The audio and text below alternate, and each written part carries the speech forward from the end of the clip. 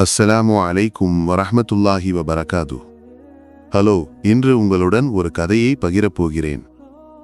இது பாலஸ்தீனியர்களிடையே உலகம் முழுவதும் பேசப்படும் ஒரு உத்வேகமான கதை. இஸ்ரேலிய சிறைகளில் பாலஸ்தீன தடுப்பு கைதிகளின் வாழ்க்கையையும் அவர்களின் துன்பங்களையும் பின்னணியாக கொண்டு உருவானது இந்த கதை. இது உங்கள் மனதை தொடும், அதிர்ச்சியளிக்கும், உத்வேகப்படுத்தும். இந்த கதையில் ஒரு இளம் பாலஸ்தீனியர் இருக்கிறார். பெயர் அப்துர் ரஹ்மான் ஜாபர். இஸ்ரேலின் நஃபஹா என்ற சிறையில் அவர் தடுத்து வைக்கப்பட்டிருந்தார்.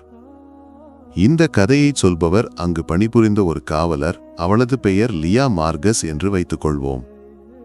லியாவுக்கு ஒரு விஷயம் மட்டுமே கற்பிக்கப்பட்டிருந்தது: உன் இதயத்தை காட்டாதே, தடுப்பு கைதிகள், பாதுகாப்பு, அச்சுறுத்தல், அவர்களை மனிதர்களாக பார்க்காதே. அவள் கடுமையானவளாக, பயமுறுத்துபவளாக இருந்தாள்.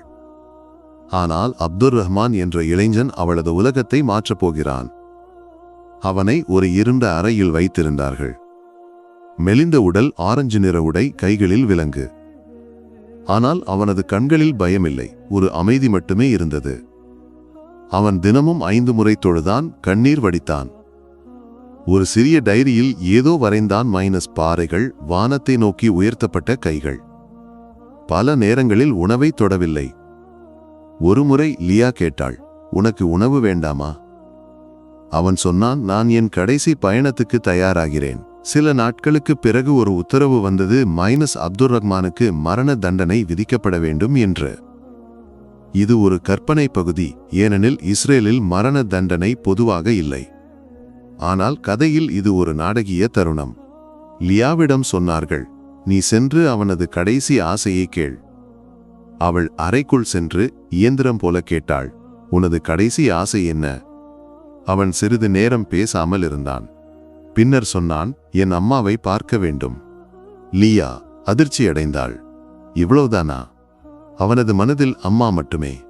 உன் அம்மாவை பற்றி ஏதேனும் தகவல் உள்ளதா என்று கேட்டாள். அவன் சொன்னான், 4 வருடங்களாக பார்க்கவில்லை. கடைசியாக வீட்டு முற்றத்தில் அவள் என்னை கட்டிப்பிடித்தாள்.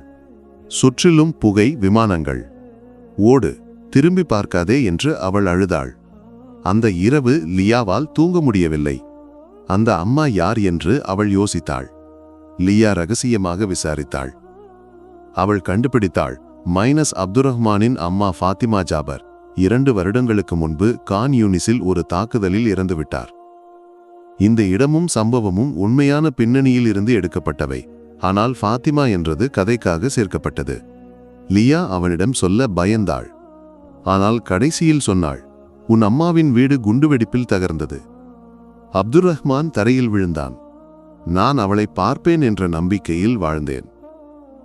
அவள் என் கையை பிடித்து போதும் என்று சொல்வாள் என்று நினைத்தேன் என்று அவன் அழுதான். அந்த நிமிடத்தில் லியாவும் உடைந்து போனாள். அந்த அறையில் அவர்கள் இருவர் மட்டுமே இருந்தனர். ஒரு காவலரும் தடுப்பு கைதியும் இல்லை, 2 மனிதர்கள். சிறிது நேரம் கழித்து அப்துர் ரஹ்மான் சொன்னான், இன்னொரு ஆசையை சொல்லலாமா? என் அம்மாவின் கல்லறையில் இருந்து ஒரு பிடி மண்ணு தருவாயா? அதில் நான் தொழ வேண்டும், அவளை விடைபெற வேண்டும். லியா அதிர்ச்சியடைந்தாள். ஆனால் அவனது வார்த்தைகள் அவளை தொட்டன. கதையில் லியா ஒரு துணிச்சலான முடிவு எடுத்தாள். அவள் ரகசியமாக கான் யூனிஸுக்கு சென்றாள். ஒரு போலி அடையாள அட்டையும் பாலஸ்தீன உடையும் பயன்படுத்தி அங்கு சென்றாள். ஒரு கல்லறையிலிருந்து ஒரு பிடி மண்ணு எடுத்தாள். யாரிடமோ கேட்டபோது அவர்கள் சொன்னார்கள், இங்கே எங்கோ இருக்கும். லியா அந்த மண்ணை ஒரு துணியில் கட்டி திரும்பினாள். லியா அந்த மண்ணை அப்துர் ரஹ்மானிடம் கொடுத்தாள். அவன் அதை கட்டிப்பிடித்து அழுதான். பின்னர் சொன்னான், லியா, இன்னொரு ஆசையை சொல்லலாமா? உன் கால்களை கழுவ வேண்டும். லியா அதிர்ச்சியடைந்தாள். ஏன் என்று கேட்டாள். உன் காலில் பட்ட இந்த மண் எங்களுடையது. ஆனால் நான் இறக்கும்போது என் இதயத்தில் வெறுப்பு இருக்கக்கூடாது. உன் காலில் இருந்து எங்கள் இரத்தத்தை நான் கழுவுவேன். கடவுள் நான் மன்னித்தேன் என்று அறியட்டும்.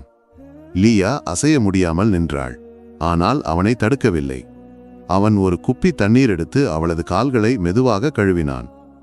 மண்ணுக்கு திரும்பும் ஆன்மாக்கள் வானத்துக்கு என்று அவன் சொன்னான்.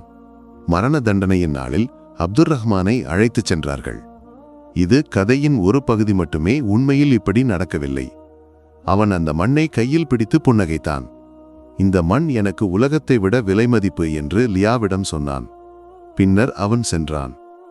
லியா அந்த கதைக்கு பிறகு வேலையை விட்டுவிட்டு பெயரை மாற்றி தொலைவுக்கு சென்றாள்.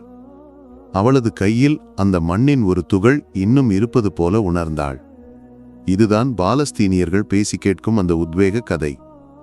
இது உண்மை சம்பவமில்லை, ஆனால் சிறையில் உள்ள தடுப்பு கைதிகளின் துன்பங்களையும் அவர்களின் மனிதநேயத்தையும் உலகுக்கு சொல்ல உருவாக்கப்பட்ட ஒரு கதை. இது பிடித்திருந்தால் லைக் செய்யுங்கள், சேனலுக்கு சப்ஸ்கிரைப் செய்யுங்கள். அஸ்ஸலாமு அலைக்கும் வரஹ்மத்துல்லாஹி வபரகாதுஹு.